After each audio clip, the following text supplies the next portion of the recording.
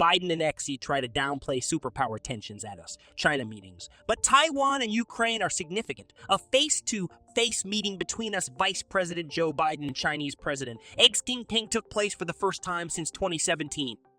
The two got together outside of the G20 conference in Bali, Indonesia, to talk about their shared responsibility to set out a new path for improved bilateral ties.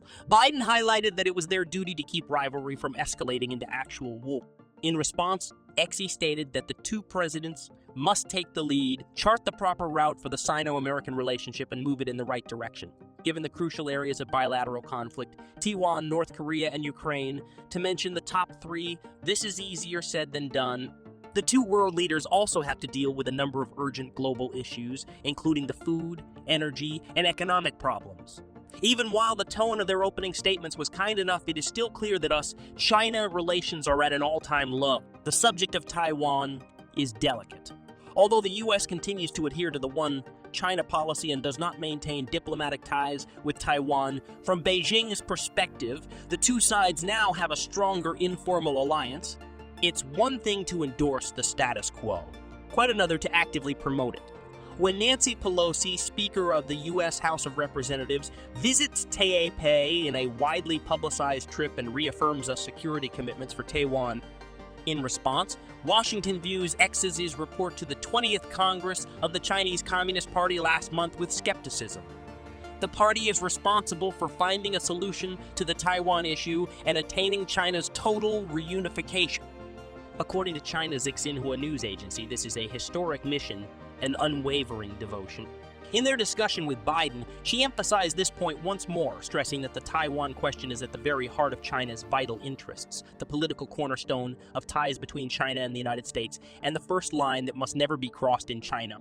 American relations in response, Biden reassured Xi that the United States remained to oppose any unilateral changes to the status quo by any side and that the One China policy had not altered.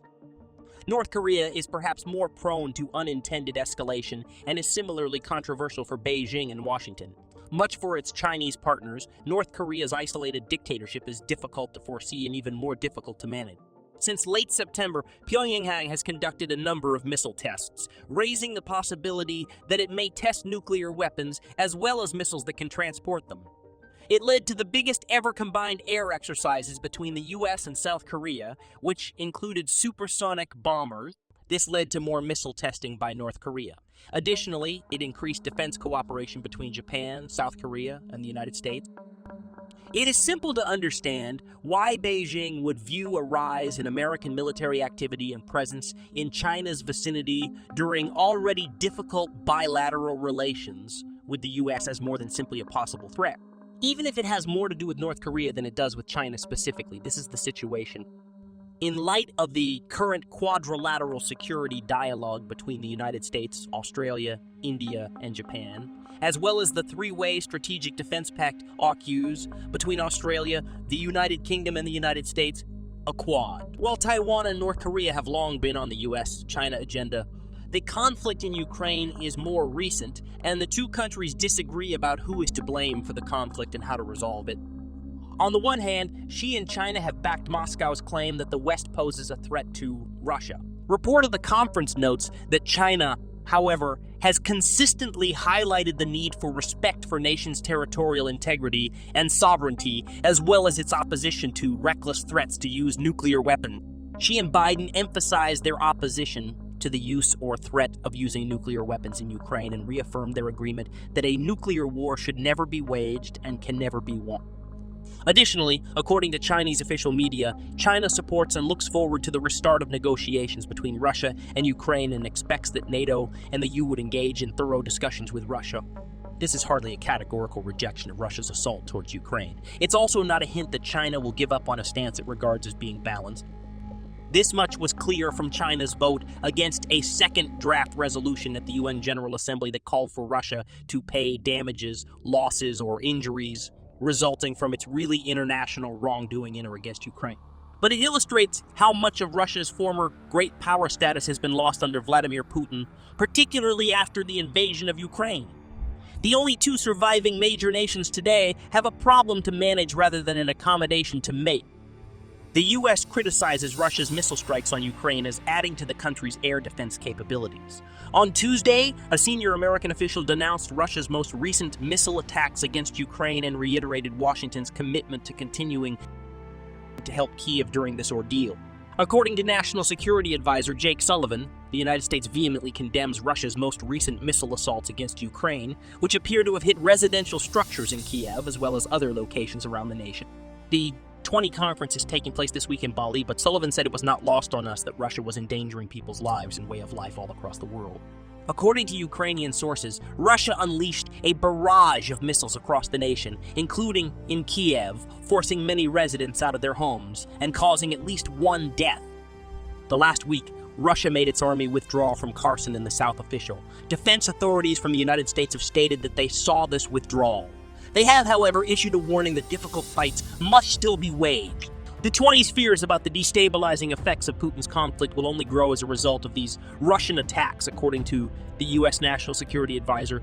The USC would continue to give Kyiv the air defense systems and other protection it needs, according to Sullivan, who praised the Ukrainian people for their tenacity and bravery in protecting their independence and democracy. We will support Ukraine for whatever long it takes. Sullivan made an unexpected trip to Ukraine earlier this month when he reportedly attempted to pressure government representatives to soften their opposition to engaging in talks with Russia. However, the U.S. moved quickly to attempt to correct the narrative being pushed and said that it was solely up to Ukraine to decide when and how to handle a ceasefire with Russia. The U.S. readout stated that both presidents restated their agreement that a nuclear war should never be waged and can never be won, and highlighted their opposition to the use or threat of use of nuclear weapons in Ukraine, which was the most intriguing comment. Instead of warning Russian President Vladimir Putin about the use of nuclear weapons, China was noted in the readout as being extremely worried about the current state of affairs in Ukraine and supporting peace negotiations between Russia and Ukraine. Beijing also hoped that extensive discussions with Russia would be held by the United States, the European Union, the North Atlantic Treaty Organization, and NATO. If China had made a public declaration that the use of nuclear weapons by Russia in Ukraine would be unacceptable, it would have sent a clear message to Putin. China doesn't appear prepared to condemn Putin or break ties with Russia. There is no agreement on North Korea. North Korea was one subject that was covered in the American readout, but not in the Chinese one. Before the summit, North Korea shouldn't conduct any long-range nuclear tests, according to Biden, who said he warned XE of this commitment. National Security Advisor for the United States, Jake Sullivan, said that Biden will warn XE that more provocations from North Korea would result in a greater military presence from the United States in the area, something Beijing does not want to happen. By delivering such a caution, China has significant influence over North Korea, and the U.S. believes it will use that influence to persuade Pyongyang to ease tensions. However, the fact that North Korea was not mentioned at all in China's readout suggests that Beijing has no intention of reining North Korea in. What follows? Both leaders made an effort to portray themselves as capable managers while also attempting to negotiate a difficult relationship and communicate with their respective local audiences in the U.S. and China. Additionally, Biden and XE sought to reassure partners and allies who are particularly apprehensive about the current situation of the bilateral relationship. At the start of the meeting, Biden made a note. In my opinion, it is our shared obligation to demonstrate that China and the United States are able to work through their differences, keep rivalry from escalating into actual confrontation, and find ways to collaborate on critical global concerns. She continued by claiming that the current condition of Sino-American ties was not in the best interests of our two nations and peoples.